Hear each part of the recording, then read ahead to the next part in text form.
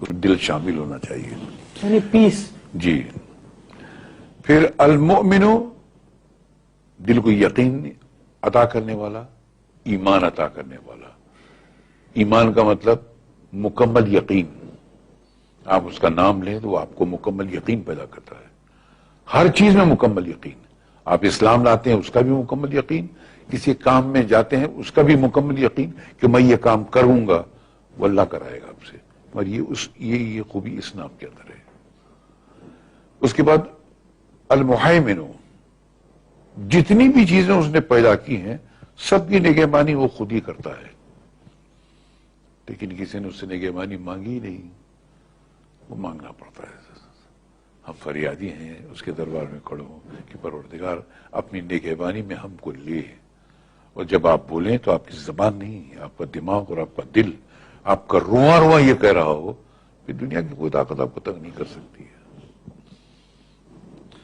اس کے بعد قرآن مجید میں ان ناموں کو اس طرح بیان کیا گیا ہے کہ هو اللہ الذی لا الہ الا هو الملک القدوس السلام المؤمن المہیمن العزیز الجبار المتکبر سبحان اللہ عما یشرکون. وہ اللہ ہی ہے جس کے علاوہ کوئی معبود نہیں ہے. یہ لفظ ہمارے بھائیوں کو سمجھنا بہت ضروری ہے کہ دنیا میں عبادت، کسی کو ماننا، کسی سے کچھ مانگنا، کسی کے سامنے سر جھکانا، وہ صرف اللہ کے لیے ہے. یہ اللہ نے اپنے لیے مخصوص کر دیا ہے. تو آپ کوئی ایسا کام مت کیجئے عبادت کا جو کہ صرف اللہ کے لیے مخصوص ہے. اگر آپ نے کوئی ایسا کام کیا جو عبادت میں آپ اللہ کے لیے کرتے ہیں تو آپ اس کے ساتھ کسی کو شریک کرتے ہیں اور اسی کو شرک کہتے ہیں. تو کبھی مت کیجئے گا سر، کوئی کتنا بھی بڑا ہو. یہ صفت اللہ نے اپنے لیے خاص کر رکھی ہے. اللہ کے سوا کوئی کسی سے کچھ مانگ ہی نہیں سکتا ہے، کسی کی عبادت کر ہی نہیں سکتا ہے. اچھا، یہ صفت کے علاوہ قرآن مجید میں بھی بار بار واضح طور پر بیان کر دیا گیا ہے. ہاں، یہ کیونکہ یہ آپ کو پہلی بار جو کلمہ میں پڑھایا گیا اس میں بھی گیا لا الہ الا اللہ محمد رسول اللہ. کہ دنیا میں اس پورے آپ کی زندگی میں کوئی عبادت کے لائق ہے ہی نہیں. کوئی بادشاہ ہو، کوئی بھی کیسا بھی ہو، پیغمبر ہو، رسول ہو، کچھ بھی ہو، وہ عبادت کے لائق ہے ہی نہیں، صرف اللہ. یہ مخصوص ہے اللہ کے لیے.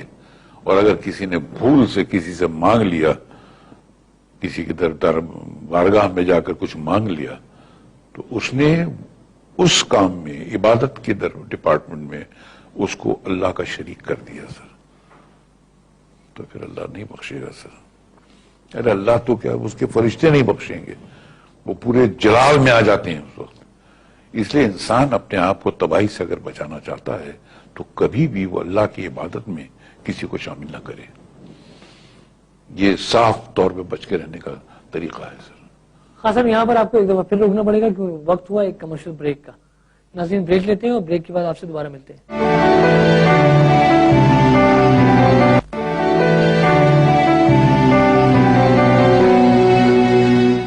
Welcome back. جی قادر خان صاحب. تو وہ اللہ ہی ہے جس کا کوئی معبود نہیں ہے، وہ بادشاہ ہے، وہ ہر عیب سے پاک ہے. عیب میں نے بتا دیا تھا آپ کو. وہ سلامتی ہے، سراسر سلامتی ہے. اگر امن ہے تو اسی کے پاس ہے، اور اس کے باہر جو ہے کہیں امن نہیں ہے. اور اس کی ضرورت بھی ہے سب مسلمانوں کو، بہت سخت ضرورت ہے.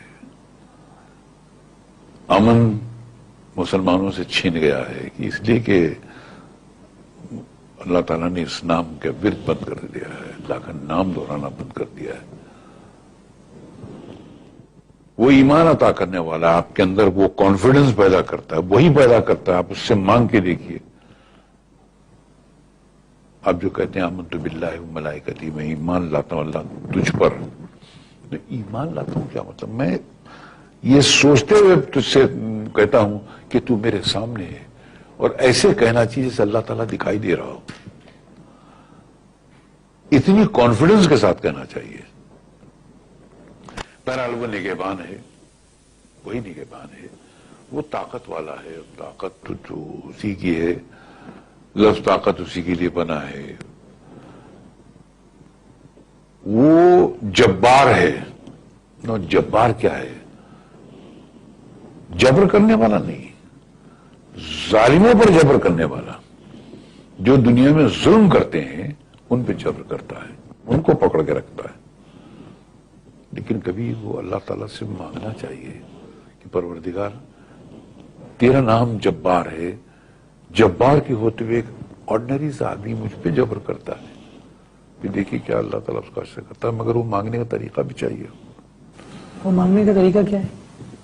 दिल, सच्चाई। आप जब सच बोलेंगे तो आपकी आंखें भीग जाएंगी सर। और अल्लाह ताला सब कुछ बर्दाश्त कर सकता है, अपने किसी बंदे की आंख में आंसू बर्दाश्त नहीं कर सकता।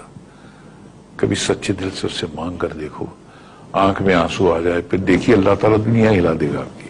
कभी इसका आपको कोई लाइफ में एक्सपीरियंस हुआ, बताएंगे बहुत बार। आप मुझे रुला देंगे। चलिए मैं कोई एक वाकया तो सुनाए। कल मैंने अपनी वालदा के बारे में बताया, उसने जब कहा तो पढ़, क्या था? हुज़ूर सल्लल्लाहु अलैहि वसल्लम को जो पहली बार जिब्रील अलैहिस्सलाम ने आके गारे हिरा में कहा इक़रा, पढ़, उसने कहा मुझे पढ़ना नहीं आता। जिब्रील अलैहिस्सलाम ने सब खींच दिया, आपको कैसे नहीं आता है? कहा इक़रा, पढ़। आपने फिर कहा मैं पढ़ा लिखा नहीं, मुझे पढ़ना नहीं आता। जिब्रील ने फिर आपको ऐसा दबाया कस के, आपने कहा मेरी रूह फना हो जाती। 3 बार ऐसे किया, चौथी बार आपने कहा अच्छा क्या पढ़ना है? तब उन्होंने बताया कि अल्लाह के नाम लेके पढ़, जिसने इंसान को खून के एक लूथड़े से पैदा किया है। वहां से अल्लाह ताला का। तो ये आयत ऐसी है जो इंसान अगर उसको सही ढंग से पढ़े, उसको समझ के पढ़े, उसकी आंखों से खुद ब खुद आंसू जारी हो जाते हैं। वो जालिमों पे जबर करने वाला है, वो हमेशा से बड़ाई वाला है। मुतकब्बिर जिसके लिए बड़ाई बनी है, बड़ा है। अब ऐसा है कि वो हिमालय पहाड़ से भी बड़ा है और हम जो हैं वो चींटियों से भी छोटे हैं। तो इतना फर्क है हम में और उसमें। उसका इल्म जो है वो समंदर है और हमारी मालूमात, हम चाहे कितने भी इंटेलिजेंट हों, एक कतरा है।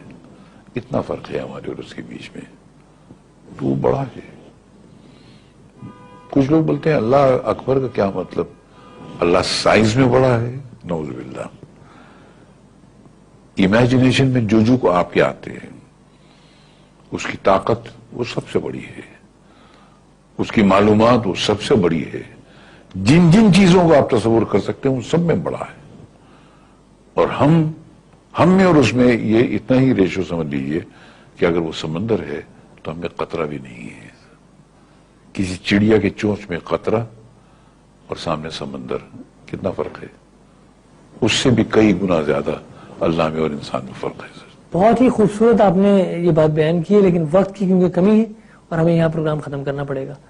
नाज़रीन, वक्त का क्योंकि इख्तिताम हो जाता है, अपने मेजबान राशिद महमूद को इजाजत दीजिए।